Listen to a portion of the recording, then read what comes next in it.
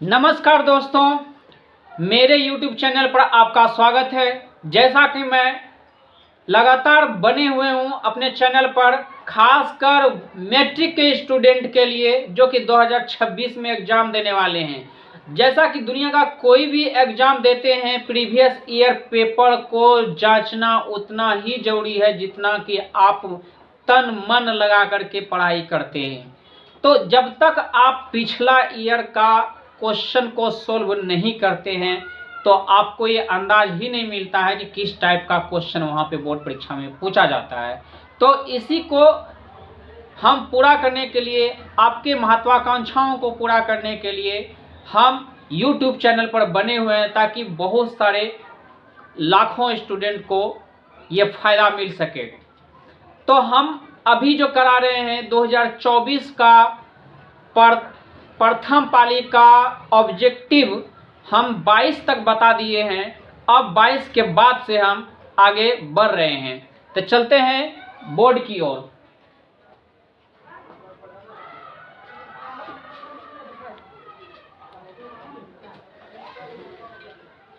तो 22 नंबर बताया था आपको, रैखिक समीकरण युग्म जो दिया हुआ है आपका। तो 2 अगर 4 करेंगे 1/2 होगा, 3 उसके बाद -3/-6 करेंगे 1/, फिर 2 हो जाएगा और फिर 8/9 ये नहीं मिलेगा, इसलिए A1/A2 और बराबर B1/B2 और बराबर नहीं होता है C1/C2 का। तो ऐसी परिस्थिति में वह क्या हो जाएगा, समानांतर रेखा हो जाएंगे या फिर असंगत हो जाएंगे, क्योंकि आश्रित तो नहीं होगा या ना ही संगत हो जाएगा। क्योंकि संगत होने के लिए क्या होना चाहिए कि कम से कम ये तीनों बराबर होगा तो आश्रित हो जाएगा और अद्वितीय हल होगा। जैसे A1/A2 और बराबर नहीं है B1/B2 तो ये संगत हो जाएंगे और तीनों इक्वल हो जाएगा। जैसे A1/A2 बराबर B1/B2 और बराबर C1/C2 तो क्या हो जाएगा, ये आश्रित हो जाएंगे। ठीक है, और फिर A1/A2 बराबर B1/B2 और बराबर नहीं है C1/C2 का तो क्या हो जाएगा, वो संगत हो जाएंगे। तो ये पहला क्वेश्चन, जबकि हम पहले वाला वीडियो में भी बताए हैं जो कि आपको पार्ट 1 में मिलेंगे। अब हम पार्ट 2 इसका चल रहे हैं करने के लिए पूरा। तो 23 नंबर का सवाल है यहाँ पे, 2x + 3y बराबर 4 एवं 4x + 6y बराबर 12 का आलेख किस प्रकार होगा। तो यहाँ भी देखिए इसी टाइप का हम जैसे बताए थे इसी टाइप का यहाँ भी है। यहाँ पे 2 अगर 4 करेंगे तो 1/2 हो जाएगा, फिर 3/6 करेंगे ये भी 1/2 हो जाएगा और 4/12 करेंगे तो ये क्या हो जाएगा, 1/3 हो जाएगा। बताइए 1/2, यहाँ भी 1/2 और फिर क्या हो जाएगा 1/3। तो इसका मतलब A1/A2 बराबर B1/B2 और बराबर नहीं है क्या, C1/C2 का। तो ऐसी परिस्थिति में कौन सा हो जाएगा, समानांतर सरल रेखा हो जाएंगे। ठीक है, संपाती नहीं हो जाएंगे, संपाती तीनों में बराबर होने चाहिए, प्रतिच्छेदी में भी क्या होना चाहिए A1/A2 और बराबर नहीं B1/B2 होनी चाहिए। लेकिन ऐसा तो बात है नहीं। कौन सा हो जाएगा, तीसरा नहीं मिल रहा था और C1/C2 नहीं मिल रहा था बराबर में, तो ये हो जाएंगे बी नंबर सवाल। आगे बढ़ते हैं, समीकरण निकाय 2x - 3y + 1 और ये दिया हुआ है आपका, कहता है कितने हल होंगे। ऐसे देखिए मौखिक रूप से सवाल देखिए, यहाँ पे आप कलम कॉपी आपके पास अगर है तो आप ले लीजिए और कीजिए। यहाँ पे देखिए 2/3 हो गया और यहाँ -3/1 हो गया। आप दो एक में देख लीजिए, यहाँ एक में 2/3 हुआ यानी A1/A2 मतलब 2/3 और -3 यहाँ प्लस में 1 होगा, ये दोनों बराबर नहीं होता है। जब नहीं होता है तो ऐसी परिस्थिति में A1/A2 बराबर नहीं है B1/B2 तो क्या हो जाएगा, एक और केवल एक हल होंगे यानी अद्वितीय हल होंगे ये। ठीक है, आगे बढ़ते हैं 24 नंबर।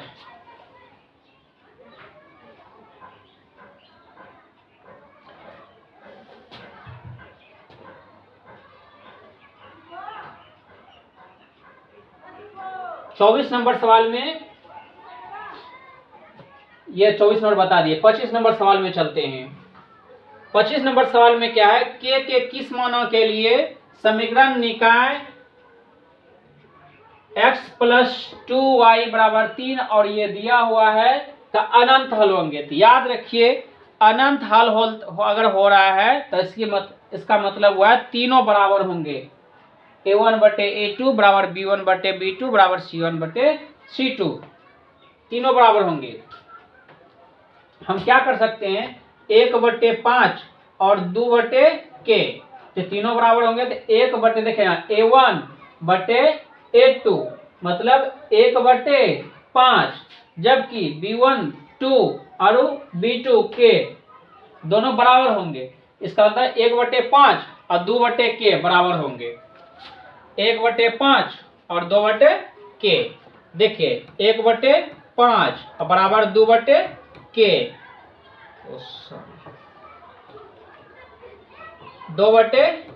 तो बताइए के गुना 1 के और 5 दूनी 10, तो 10 के का वैल्यू क्या हो गया 10। देख लीजिए आपका ये आंसर हो गया। आगे बढ़ते हैं।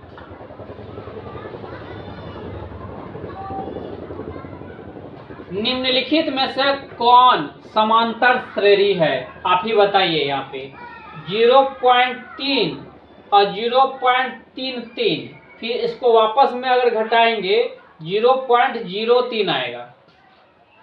और फिर देखिए अब फिर इसमें इसको अगर घटाएंगे, करके दिखाते हैं। पहला क्या है 0, यहाँ पे देखिए पहले इसको भी चेक कर लेते हैं। यहाँ पे करेंगे 11 में 1 घटेगा 10, 111 में 11 घटाएंगे तो फिर हो जाएगा कितना 100। ये दोनों डी दोनों का नहीं मिला। यहाँ पे अगर करते हैं 4 2 6 2, ये दोनों का अंतर 2 हुआ, जबकि ये दोनों में अंतर 4 का है, इसलिए ये भी नहीं होगा। अब इसकी बात करते हैं, यहाँ पे देखिए ये बढ़ा कितना है, अच्छा 4 -4 में 0 घटाएंगे तो क्या होगा 4 -4 हुआ। और फिर -8 में हम -4 घटाएंगे तो क्या हो जाएगा -4। तो देखिए हम ये दोनों को देखते हैं, -0 -4 -8 -12 और 0.3 फिर 0.33। तो इसको हम लिखते हैं, ये दोनों को हम लिखते हैं 0 फिर -4 -8 -12 और फिर था एगो 0.3 फिर 0.33 फिर 0.333, यही था ना। तो पहले इसको कर लेते हैं। तो 0.33 में 0.3 अगर घटाइएगा तो यहाँ बच जाएगा 0.03। और जब इसकी बात अगर करते हैं तो 0.333 में 0.33 कट जाएगा तो यहाँ पर हो जाएगा 3, यहाँ पे 0 0। बताइए अंतर आया कि नहीं, ये और ये में अंतर आ गया, इसलिए एपी नहीं हो सकता। अब इसकी बात करते हैं हम, -4 में 0 घटाएंगे तो -4 हो जाएगा, जबकि -8 में -4 घटाइए, -8 में -4 घटाइए क्या हो जाएगा माइनस प्लस हो जाएगा, यहाँ 4 -8 हो जाएगा, यहाँ पे आया -4। बताइए ये दोनों को भी घटाए कितना आया -4, और ये दोनों को भी घटाए क्या आया -4। इसका मतलब डी का वैल्यू क्या है बराबर है किसमें, ये वाला में एपी में। तो हो जाएगा आपका कौन सा, ये वाला एपी में है आपका। आगे बढ़ जाते हैं। पी के किस मान के लिए ये एपी जो है ना समांतर श्रेणी में है। चलिए कोई बात नहीं, डी का वैल्यू बराबर होगा ना। तो 13 में अगर इसको घटा दें और फिर इसमें इतना घटा दें तो दोनों बराबर होगा, क्योंकि डी का वैल्यू क्या होता है बराबर होता है। 2p है +1, 2p +1 और उसके बाद 13 है 5p -1 है।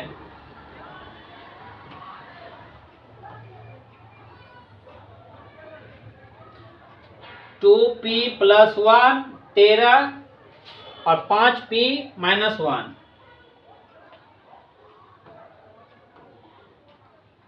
टू पी +1 13 और 5p -1, 5p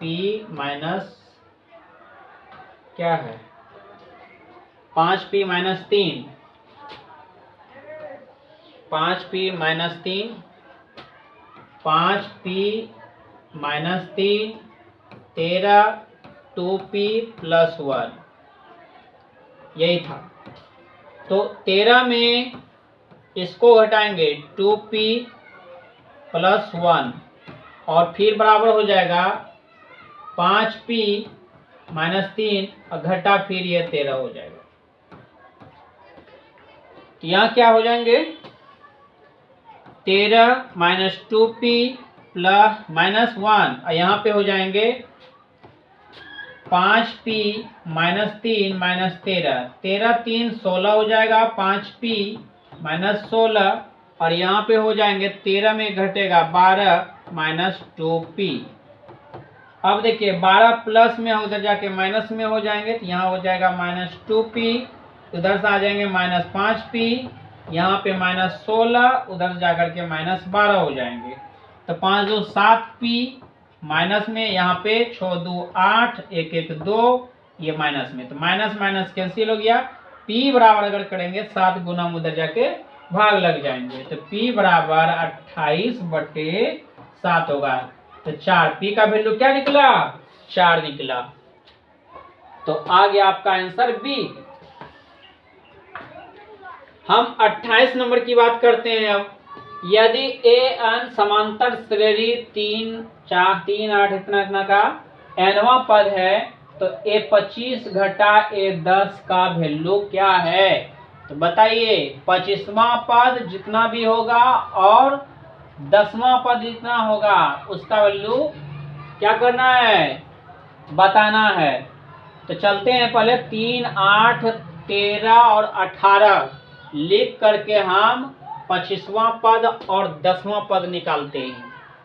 एपी है 3 8 13 18, 3 8 13 18, 3 8 13 18, तो यहाँ पे हो जाएंगे तो हमको निकालना है a25 घटा a10, ये निकालना है। तो यहाँ पे देखिए क्या हो जाएगा, 25वां पद यहाँ a हो जाएगा, 8 में 5 घटेगा, 8 में 3 घटेगा 5 हो जाएगा, मतलब a बराबर 3 है, d बराबर 5 हो जाएगा। तो हम क्या करेंगे 25वां पद निकालना है, 25वां पद के लिए a प्लस 24d डालेंगे। तो a में ना 3 है, प्लस 24 गुना d मतलब 5, 24 पंच 120 प्लस 3 क्या हुआ 123 हो गया। तो हो गया a25 का वैल्यू 123 घटा 10वां पद निकालना है अगर हमको है, तो a प्लस 9d हो जाएगा। तो 10वां पद के लिए a प्लस 9d, तो 3 प्लस 9 गुना d का वैल्यू कितना है 5, 9 पचे 45 और प्लस में 3 है, तो 48 हो जाएगा। अब 48 को क्या करना है, घटा देना हमको 123 में, 123 में 48 घटा देंगे, 13 में 8 घटेगा 5 हो गया, 11 में 4 घटेगा 75 हो गया। तो देखिए इसका आंसर क्या होना चाहिए 75, ये हो रहा आपका आंसर।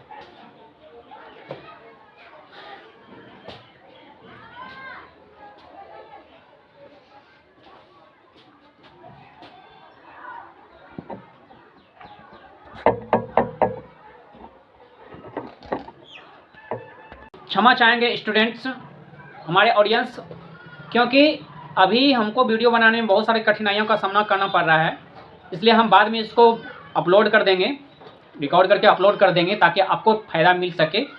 उसके अलावा जो है ना हम आपसे एक रिक्वेस्ट करना चाहेंगे इस बात, ये देखिए आप लोगों में से वीडियो तो बहुत सारे लोगों ने देखते हैं, लेकिन देखिए उनमें से मात्र 8.9% लोग जो ऐसे हैं जो सब्सक्राइब करते हैं, 91% लोगों ने सब्सक्राइब नहीं करते हैं। ऐसे में डीमोटिवेट हो जाते हैं। आपके लिए जो ना मात्र 1 सेकंड का काम है सब्सक्राइब कर देना, लेकिन वो हमारे लिए मोटिवेशन बन जाते हैं और अच्छे अच्छे कंटेंट लाने के लिए हम प्रेरित हो जाते हैं। हम अपनी जिम्मेदारियों को निभाने का हर संभव प्रयास करने लगते हैं, क्योंकि हमें पता है कि बहुत सारे लोगों को ये फ़ायदे हो रहे हैं, बहुत सारे स्टूडेंट को फ़ायदे हो रहे हैं।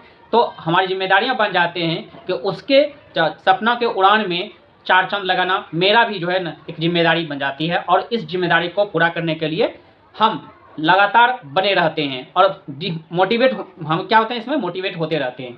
तो आप लोगों से यही निवेदन है कि आप वीडियो तो देखते हैं तो आप उस बीच में सब्सक्राइब कर दीजिएगा, तो हमारे लिए मोटिवेशन का काम करेगा। Thank you.